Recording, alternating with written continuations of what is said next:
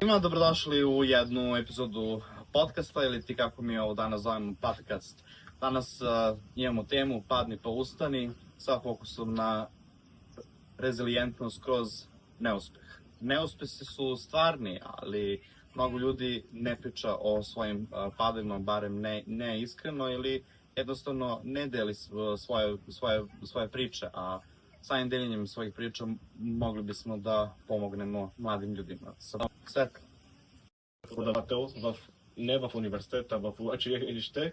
Тя мен не ме харесваше, защото съм правил нещо лошо, а защото не бях добър по самия предмет. Например, това беше по химия. На края на годината, в финалната оценка, аз съм на море в Гърция и тя ми пише двойка. Двойка ме праща на изпита и обаче след това тя се смели над мене и я промени на тройка. И това е какъв цяло. Обаче аз съм в Гърция.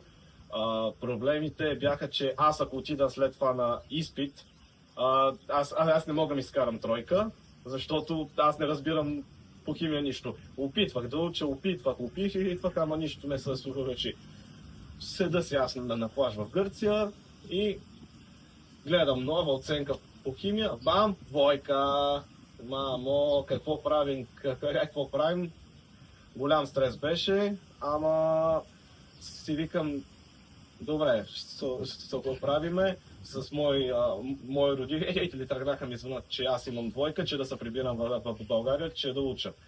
Ама аз се дигнах и запазих самоконтрол, но поне моя учител ми промени оценката.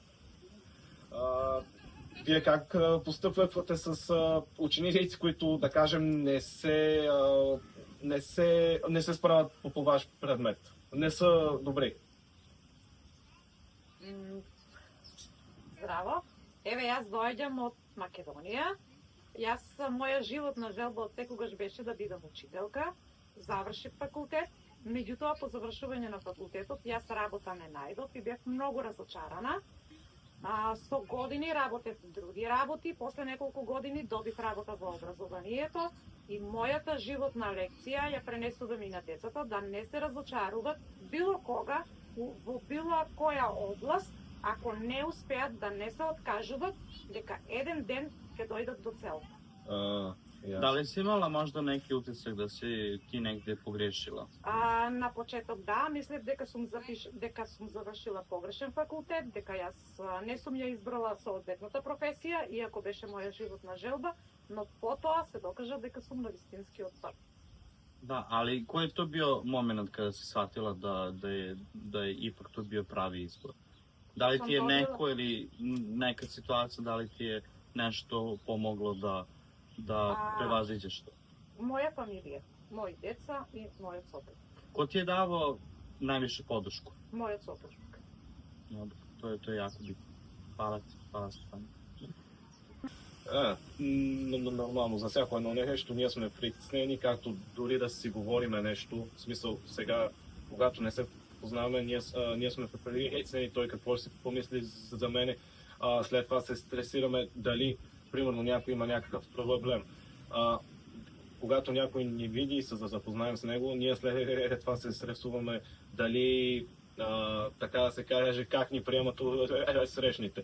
Примерно, аз когато бях малък, проблема, който сега имам с заекването, в началото бях доста стресиран как хората го приемат, но след време, примерно, след като бях 10-12 годишен, вече свикнах с това и не ми прави проблема, ако някой ми се майтапи с мене, вече нямам проблем с това. Ама имаш случайно, вероятно, со многу исневи и подбивања, па го имаш стекнато тоа? Не знам, честно да ти кажа, не знам. Не знам откъде се появи, но не от стрес като малък, някой да ме е бил, някой да се държали лошо с мене. Това го имам още от кога съм се родил. Ама се имаш случайно со подсмев од околината, од училиште? Да, в училище, но когато бях малък. След това, така се каже, имала хора, които ми го казват, но вече хората са по-пораснали. после се образяват. Но когато са малки деца, всеки му е смешно всичко и няма ги човешките ценности, така да се каже. Да. Но когато бях малък, както казах, примерно до 10-12 годишен, това беше беше ме срам от това. А дали се сеќаваш на моментот кога свати дека повеќе не ти е проблем ако некој те исмева заради? Сега не ми е проблем, защото съм свикнал, в смисъл минал съм през това да ми се майтапят над 100, да кажем над 100 пъти и вече съм свикнал с това. Все едно, ако някой човек има проблеми, примерно с краката, ако им палит нещо, да, не му е яко, но вече е свикнал, ако някой си прави шега с него. Не е готино, да. Обаче той вече е свикнал и не му прави впечатление. Да.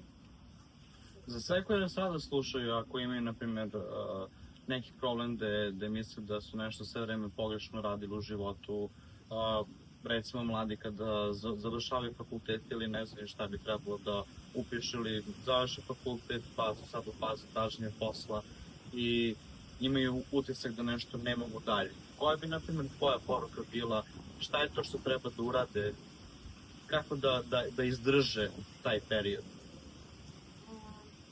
Jer uvek posle kiše dođe sunce nekako, da. Според мене, секогаш кога е упорен човек и тоа што го сака, во своите сепак ограничувања и можности, ќе го добие. Кога тогаш ќе го добие? Бидејќи добро рековте. После дожд доаѓа сонце. Да. Јас би рекла само да што и да избере, да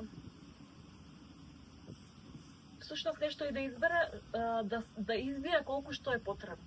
Еднаш не е тоа, смени го. Вториот пат не е тоа, смени го. Сега дека не си сигурен дека ти тоа навистина сакаш да го правиш, дека си среќен додека го правиш, дека не ти предизвикува некакви негативни чувства или сега стануваш на сабаре не сакам да одам на работа, се дека имаш потреба и сметаш дека тоа не е тоа за тебе, има време и се учи. Да. Всичко може да се научи, да. Животот го сваќам како Пандорина кутија, во која пишува ќе помине. Значи, и радоста и тагата одат заедно. Животот е едно тркало кое сите мора да го поминеме, во кој ќе има и добри и лоши работи. Но треба да бидеме издржливи и да се бориме да го добиеме тоа што го сакаме. Да, dobro, hvala. Recimo za tebe, koja je bila tvoja poruka za sve mlade ljude koji se bore sa okolinom najviše, sa nekim možda preteranim razmišljanjem, sa nekim vrednostima koje društvo oko nas ima. Kako da se mladi izbore da imaju dobro mišljenje o sebi? Kako da nastave dalje? Kako da vide tu neku svetlu budućnost? Кажи пак, защото не разбра. Da, dobro. Kako da nastaviš dalje? Како да продолжиш? Как да продължа в живота? Da. Da li treba prvo sebe da prihvatiš? Šta misliš da je onako najbitnije? Че да продължиш в живота, имаш два избора, но в повечето случаи, че взимаме този да продължим, защото нямаме избор. Каквото и да се случи, каквато и случайка ситуация да си имал, живота продължава, защото животът е само един. Да, има лоши моменти, има хубави моменти. Не може да има само хубави, не може да има и само лоши. Живота се върти. Както може да си горе, така може утре си е долу. И заради това трябва да продължаваме и когато сме долу, трябва да сме силни. Когато паднем, трябва да имаме сила да се изправим. Това прави човек силен. Това... Šta je to što čovjeka pravi jačim? Какво? Šta je to što čovjeka pravi silnim, jačim? Je li to upravo taj otpornost, resilience? Da li se to uči? Да, живота те учи и със всеки един проблем, който ти имаш, той те, така да се каже, той те изгражда като лично. Всеки един проблем, който ти имаш, ти се сблъскаш с някаква ситуация, която те учи на нещо и къде си сгрешил. Колкото повече такива ситуации имаш в живота, толкова по-силен човек ставаш и по-силна психика ти имаш. Както тя каза за това, че не може да си намери работа 10 години, това е показало, че в труден момент тя може да се оправи. Ако евентуално се случи отново, тя има опита и знае какво да направи и как да се справи. Когато ти е първа ситуация, първа случка в даден аспект, ти тогава си стресиран и те е страх. И да, това е смисъл. Опита те прави като човек. Както ти, ако имаш опит с хора, как да ги организираш, имаш проблем, не можеш да направиш организация, ти мислиш, примерно ти си лидер и имаш проблем в твоя фирма. Как да ги организираш?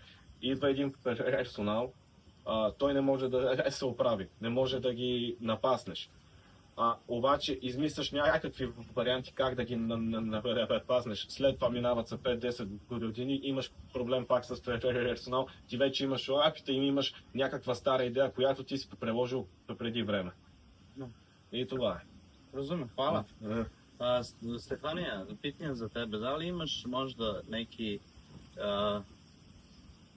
neku situaciju kojom se trenutno sada boriš, nešto što misliš da si možda mogla bolje da uradiš, a nisi, pa imaš taj utisak da te nešto omelo sa strane? Па, јас сум многу критички настроена спрема себе. И во секоја ситуација сметам дека нешто фали, не е секогаш најдобро, не е како што е, може би сум замислила нешто да биде.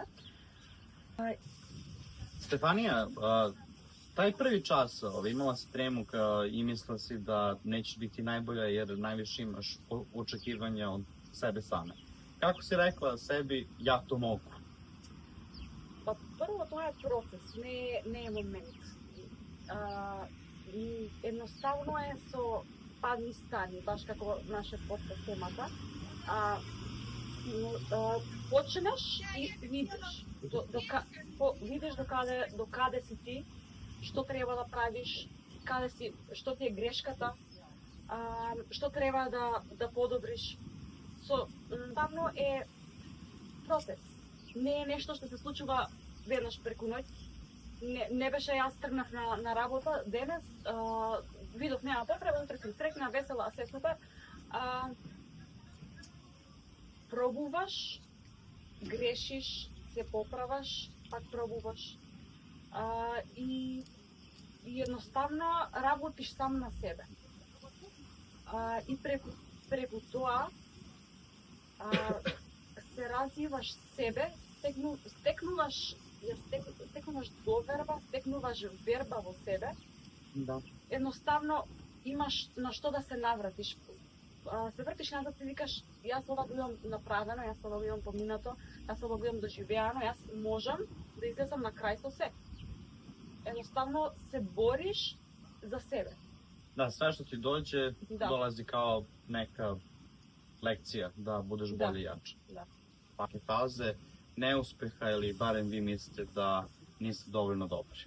Setite se, padni, ustani, nastavi. Pitanje je samo šta ste vi uradili sa tim što se vama desilo i šta ćete da uradite.